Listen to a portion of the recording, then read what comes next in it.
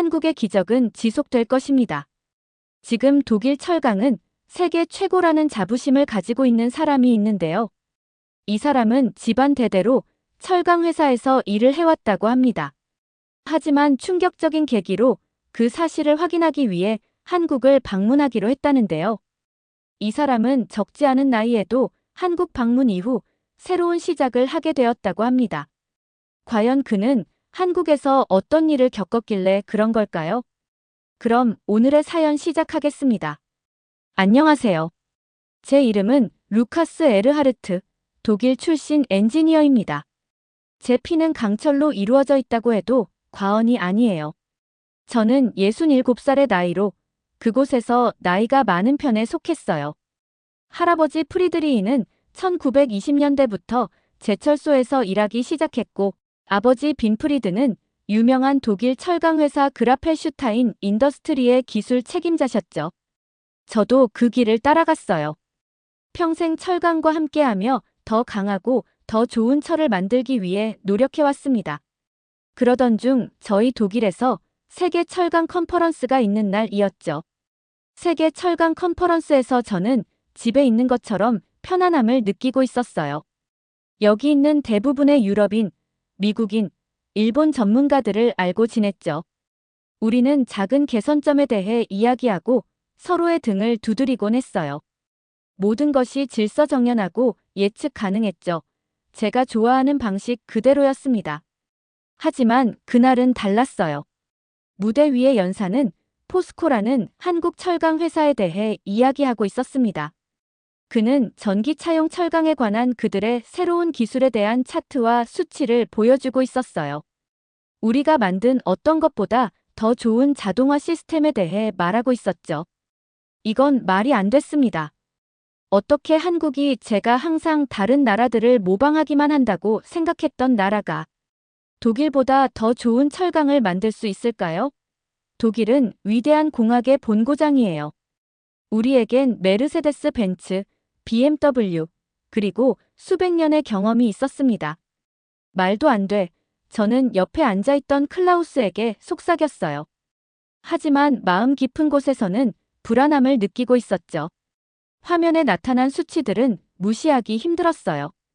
발표가 끝난 후 한 한국인 남성이 저에게 다가왔습니다. 그는 45세 정도로 보였고 차분하고 자신감 있는 표정을 짓고 있었어요. 에르하르트 씨, 저는 포스코의 연구이사 김민수입니다. 그가 완벽한 독일어로 말했어요. 우리 발표에 관심이 있어 보이네요. 관심이란 단어는 적절하지 않았어요. 당혹스럽다고 할까요? 혼란스럽고 의심스러웠죠. 몇몇 주장들이 놀라웠습니다.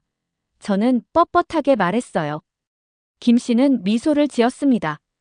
많은 사람들이 그렇게 생각하죠. 그래서 제안을 드리고 싶었어요.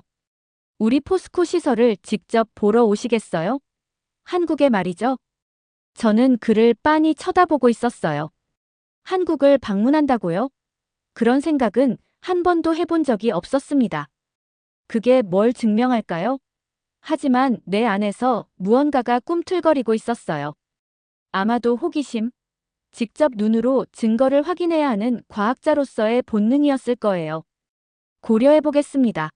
저는 짧게 대답했어요. 말하는 순간에도 내 안에서 뭔가가 변화하고 있다고 느꼈습니다. 내 편안한 세계가 변하기 시작하고 있었어요. 그날 밤, 저는 김 씨의 명함을 오랫동안 바라보고 있었습니다. 양각된 글자가 손가락 아래로 매끄럽게 느껴지고 있었어요. 가야 할까? 그곳에서 무엇을 발견하게 될까? 저는 아내에게 전화를 걸었습니다.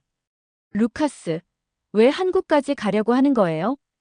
그녀가 물었어요. 그들이 당신에게 보여줄 수 있는 게 뭐가 있겠어요? 당신이 이미 보지 않은 것이? 그녀의 질문은 제 의심과 일치했습니다. 한국은 멀었어요. 다를 것이고 불편할 테고. 그리고 김 씨의 말이 사실이라면 그건 독일 공학에 대한 내 믿음에 어떤 의미가 될까요? 저는 창밖으로 프랑크푸르트를 보고 있었어요. 건물들은 내 믿음처럼 높고 단단하게 서 있었지만 이제 그 토대에 작은 균열이 생기고 있었습니다. 다음 날 아침, 저는 결정을 내렸어요. 직접 확인해 보기로요. 동료들은 제가 시간을 낭비한다고 생각하고 있었죠. 가족들은 이해하지 못했어요. 하지만 저는 가야 한다는 것을 알고 있었습니다. 한국행 표를 예약하면서 저는 모험으로의 부름에 응답하고 있다는 것을 깨닫지 못했어요. 이 여정이 한국 철강에 대한 생각뿐만 아니라 나 자신과 세계에 대한 생각까지 바꿔놓게 될 거라고는 상상도 못했죠. 저는 미지의 세계로 발을 내디디려 하고 있었고, 이제 예전과 같지 않을 것 같았어요. 비행기가 부드럽게 착륙했어요. 드디어 한국에 도착했습니다. 비행은 길었고, 여러 시간 앉아 있어서 허리가 아프고 있었죠. 공항을 걸어가는데 한글로 된 표지판들 사이에서 길을 잃은 기분이 들고 있었어요. 모든 것이 독일과 달랐습니다. 밖으로 나가자 따뜻하고 축축한 공기가 느껴지고 있었습니다. 이건 제가 예상했던 것과는 달랐어요. 제 머릿속에서는 한국을 낡은 공장과 더러운 거리가 있는 가난한 곳으로 상상하고 있었거든요. 하지만 공항은 현대적이고 깨끗한 곳이었습니다. 김민수 씨가 출구 근처에서 저를 기다리고 있었어요. 그는 미소를 지으며 살짝 허리를 숙였습니다. 에르하르트 씨, 한국에 오신 것을 환영합니다. 비행은 편안하셨나요? 저는 너무 피곤해서 말을 많이 하지 못하고 고개만 끄덕였어요. 우리는 그의 차로 걸어갔는데 비싸 보이는 차였죠. 공항에서 나와 운전하는 동안 저는 놀라움으로 창밖을 바라보고 있었어요. 도로는 넓고 매끄러웠습니다. 높은 건물들이 하늘을 향해 솟아 있었고요. 모든 것이 새롭고 깨끗해 보였습니다. 여기가 포항인가요? 저는 혼란스러운 기분으로 물었어요. 전 좀 다를 거라고 생각했는데요. 김 씨는 알듯 말듯 미소를 지었습니다. 처음 한국을 보시는 많은 방문객들이 놀라곤 하죠. 어떤 모습을 기대하고 계셨나요? 저는 훨씬 덜 발전된 모습을 상상했다고 인정하고 싶지 않았어요. 제 오래된 생각들이 이미 균열을 보이기 시작하고 있었거든요. 호텔에서 잠시 쉰 후 우리는 포스코 제철소로 향했습니다. 가까워질수록 제 심장이 더 빠르게 뛰고 있었어요. 이것이 제가 온 이유였으니까요. 김 씨의 말이 사실인지 직접 눈으로 확인하기 위해서였죠. 제철소는 엄청나게 컸습니다. 제가 이전에 본 어떤 곳보다도 컸어요. 여러 개의 거대한 용광로가 하늘을 향해 솟아 있었고 증기 구름을 공중으로 내뿜고 있었습니다. 트럭과 기차들이 철강과 원료를 꼼꼼하게 조직된 춤처럼 운반하고 있었어요. 모든 것이 새롭고 효율적으로 보였습니다. 젊은 남자가 입구에서 우리를 맞이했어요. 최영민 씨입니다. 김 씨가 그를 소개했어요. 오늘 안내를 맡을 거예요. 최 씨는 공손하게 허리를 숙였습니다. 에르하르트 씨를 만나게 되어 영광입니다. 독일의 고강도 강철 연구는 유명하죠. 저는 고개를 끄덕였지만 그의 칭찬에 약간 불편함을 느끼고 있었어요. 독일에서는 젊은 엔지니어들이 보통 선임 엔지니어에게 이렇게 자신감 있게 말하지 않거든요. 공장을 둘러보는 동안 저는 제 눈을 믿을 수 없었습니다. 로봇들이 움직이며 녹은 철강을 운반하고 완벽한 정밀도로 모양을 만들고 있었어요. 컴퓨터 화면들은 공정의 모든 부분에 대한 자세한 정보를 보여주고 있었고 깨끗한 유니폼을 입은 작업자들이 모든 것을 세심하게 모니터링하고 있었습니다. 우리의 시스템은 사람 머리카락보다 작은 문제도 감지할 수 있어요. 최 씨가 품질 관리 스테이션을 보여주며 설명했어요. 이를 통해 전기차와 다른 첨단 기술의 완벽한 철강을 만들 수 있죠. 저는 뭔가 잘못된 점, 제 믿음이 맞다는 것을 증명할 수 있는 실수를 찾고 싶었어요. 하지만 제가 본 모든 것은 인상적이었습니다. 독일에서 우리가 가진 것보다 더 첨단이었죠. 점심시간에 우리는 회사 식당으로 갔어요.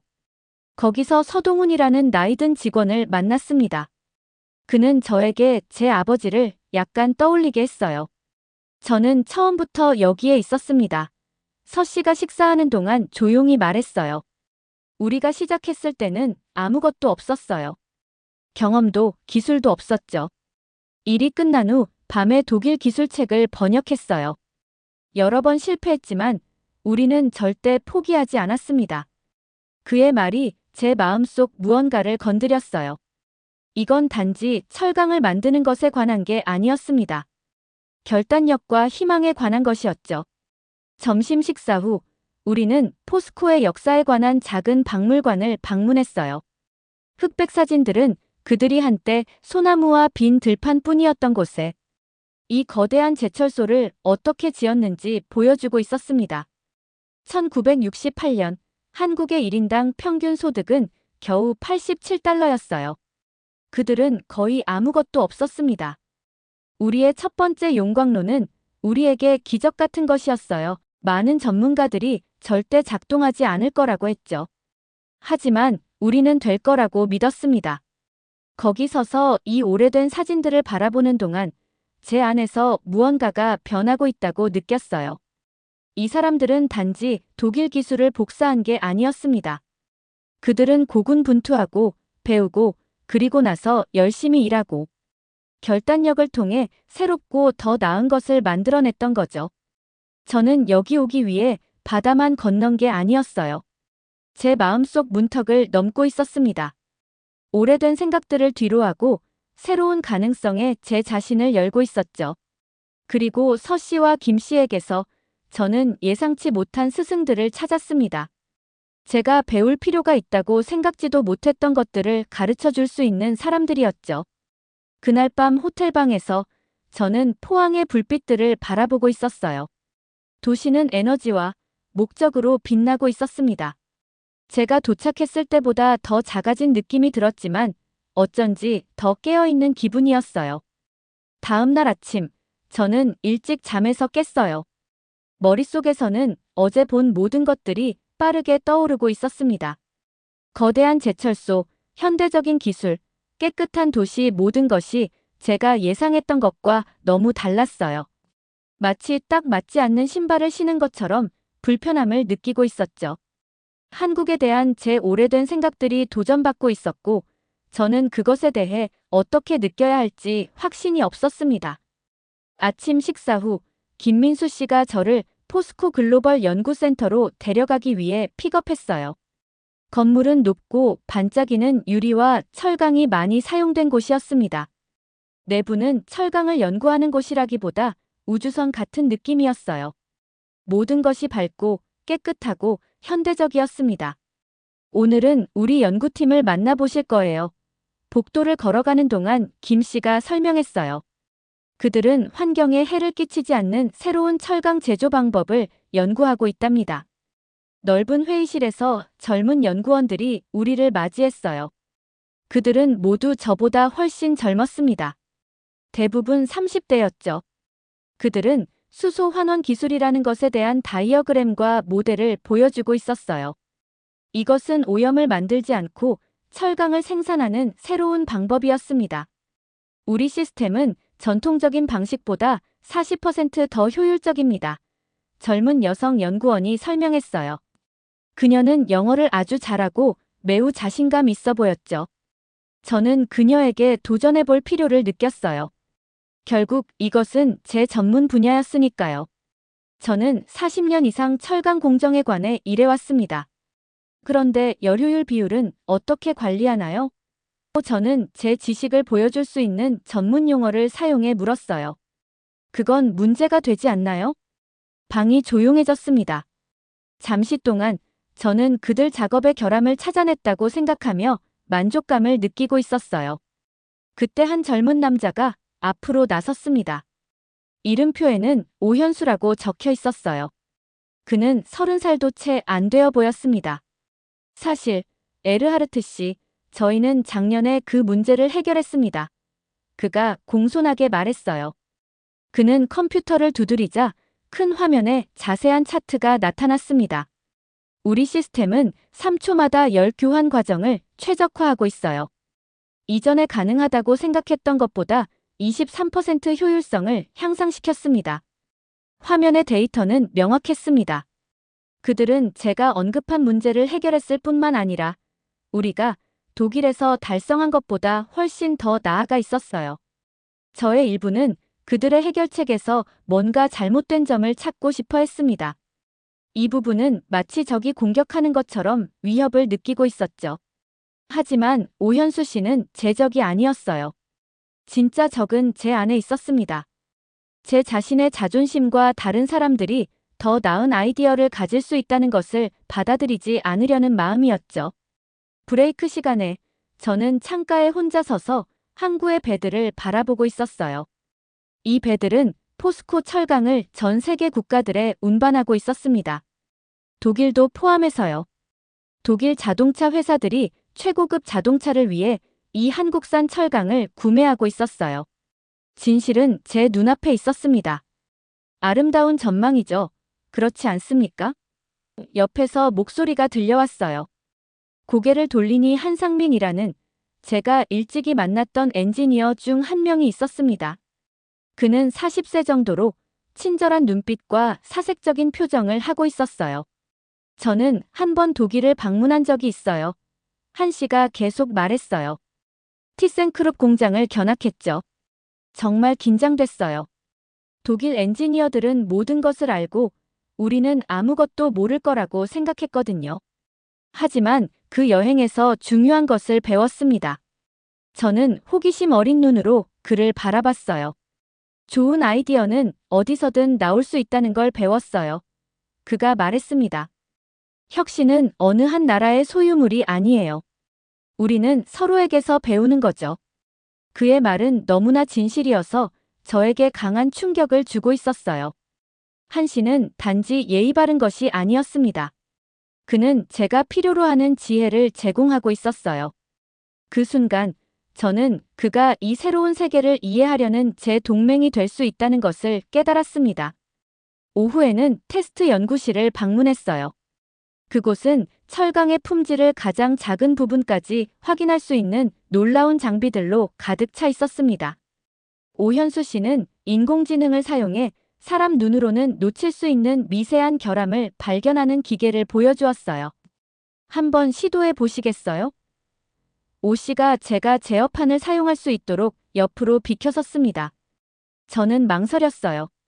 독일에서는 방문객이 중요한 장비를 만지도록 절대 허용하지 않았을 거예요. 하지만 여기 그들은 저에게 기술을 신뢰하며 맡기고 있었습니다. 저는 앉아서 조심스럽게 제어 장치를 시도해 봤어요. 시스템은 사용하기 너무 쉽고 강력했습니다. 우리 독일 시스템이 할 수 없는 일들을 할 수 있었어요. 이건 정말 인상적이네요. 그 말을 하기는 어려웠지만 사실이었어요.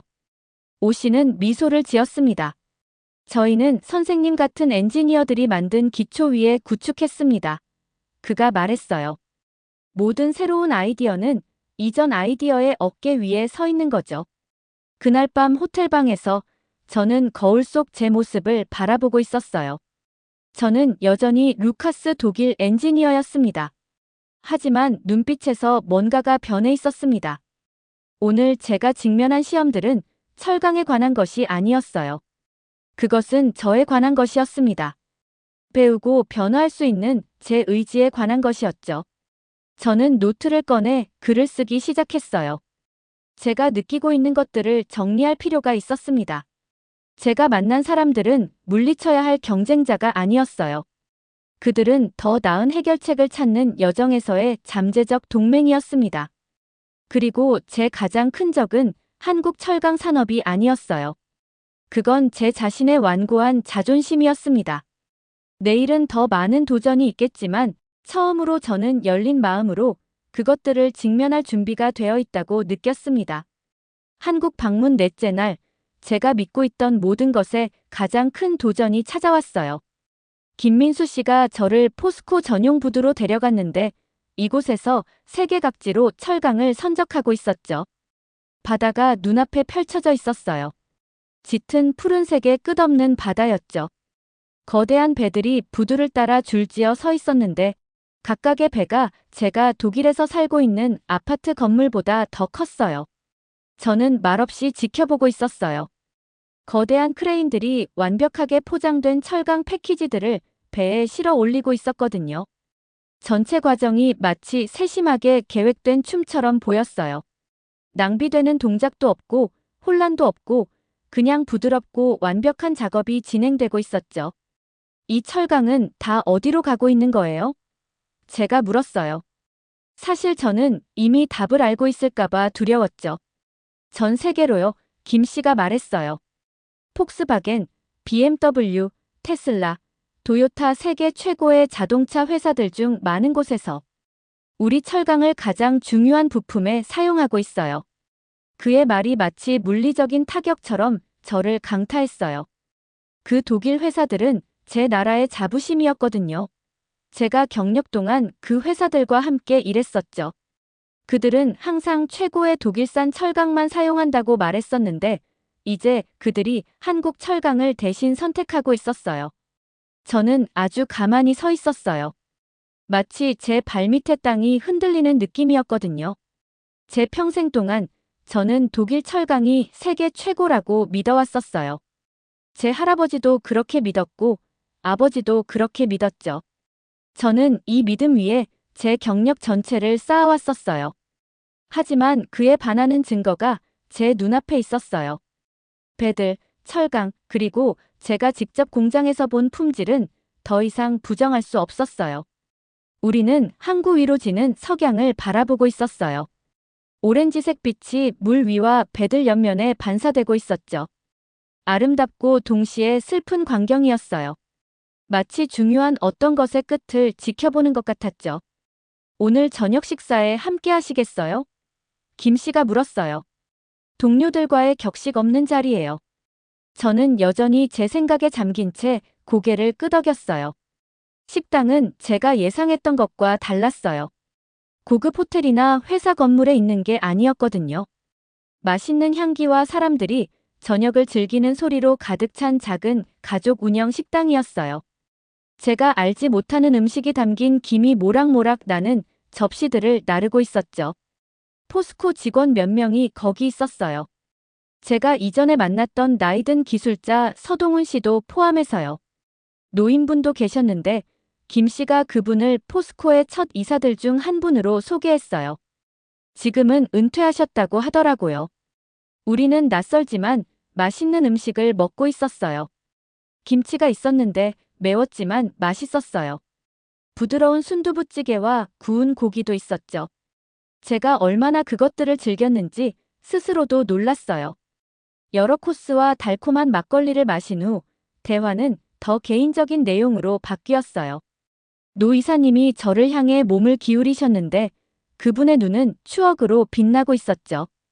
우리가 포스코를 시작했을 때 모두가 불가능하다고 말했어요. 그가 부드러운 목소리로 말했어요. 한국은 아무것도 없었거든요. 철도 없고 석탄도 없고 기술도 없고 경험도 없었죠.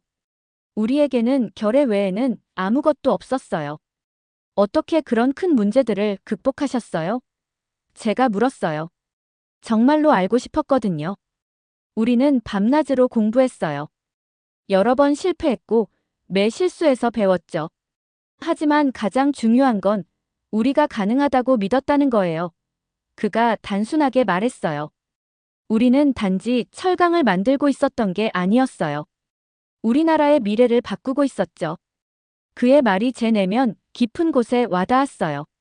독일에서는 항상 좋은 철강을 만드는 기술적인 세부 사항에만 집중했었는데 이 사람들은 자신들의 일을 훨씬 더 큰 것으로 보고 있었어요. 그들의 국가를 변화시키고 가족들이 더 나은 삶을 살 수 있도록 돕는 방법이었죠. 밤이 계속되면서 저도 제 경력의 이야기들을 나누었어요. 제2차 세계대전 이후의 도전들, 아버지의 고군분투, 그리고 제 자신의 초기 실패들에 대해서요. 한국에 도착한 이후 처음으로 독일 공학을 변호하거나 뭔가를 증명해야 한다는 느낌이 들지 않았어요. 그저 이를 이해하는 동료 엔지니어들과 경험을 공유하고 있었을 뿐이었죠.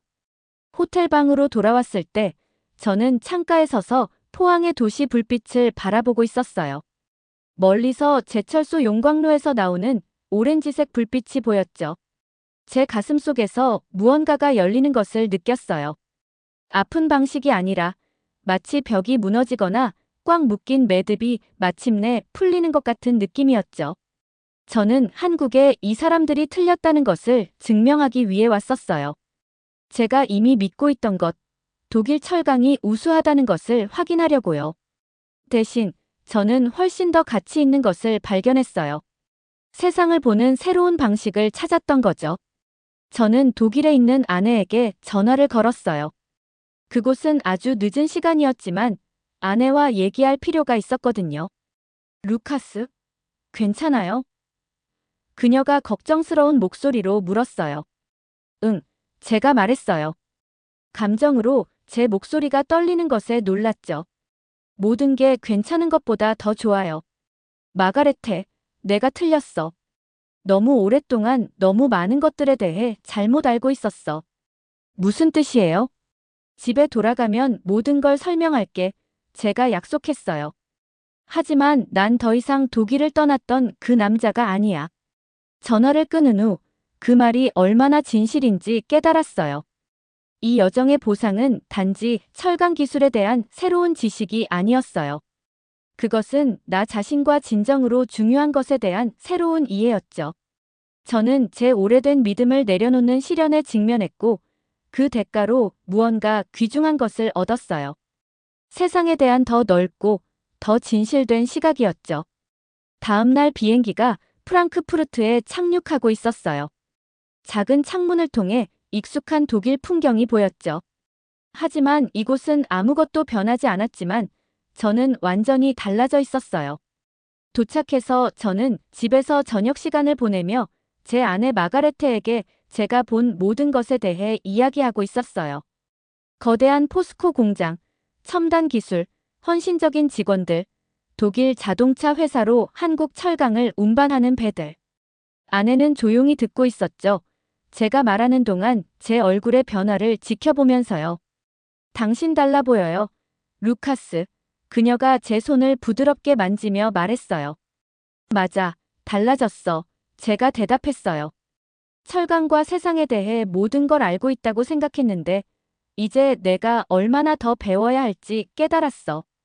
다음 날 아침, 저는 회사의 회의실에 서 있었어요. 그라펠슈타인 인더스트리의 제 동료들이 저를 기다리고 있었죠. 그들은 제가 돌아온 다음 날 회의를 마련해 놓았더라고요. 한국에 대해 듣고 싶어 했죠. 그들이 뭘 기대하는지 알고 있었어요. 독일 철강이 여전히 최고라고, 한국인들은 그저 우리 방식을 베끼고 있을 뿐이라고, 우리가 걱정할 것이 없다고 말해주길 바라고 있었죠. 하지만 저는 그렇게 말할 수 없었어요. 그건 사실이 아니었으니까요.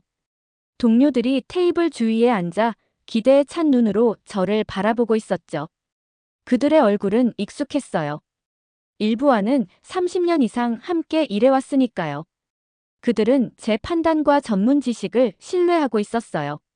저는 깊은 숨을 들이쉬고 제 노트북을 프로젝터에 연결했어요. 포스코에서 본 것은 조심스럽게 시작했어요. 우리 중 누구도 예상하지 못했던 것이었습니다. 다음 1시간 동안 저는 그들에게 모든 것을 보여주고 있었어요. 첨단 기술들, 효율적인 생산 방식들, 우리 것보다 더 나은 품질 관리 시스템들. 각 슬라이드마다 그들 얼굴에 불신이 보였어요.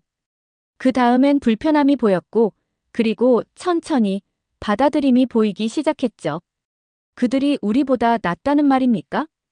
디터가 물었어요. 우리 생산 관리자였죠. 그의 목소리는 제가 며칠 전에 느꼈던 것과 같은 저항감으로 팽팽하게 당겨져 있었어요. 일부 영역에서는 네, 제가 인정했어요. 다른 영역에서는 우리가 여전히 장점을 가지고 있어요. 하지만 중요한 질문은 누가 더 나은가가 아니에요. 중요한 질문은 우리가 서로에게서 무엇을 배울 수 있는가입니다. 저는 포스코가 혁신에 접근하는 방식을 설명했어요. 새로운 아이디어에 열려있고 현명한 위험을 감수할 의향이 있으며 디지털 기술과 전통적인 철강 제조를 결합하는데 능숙하다는 것을요.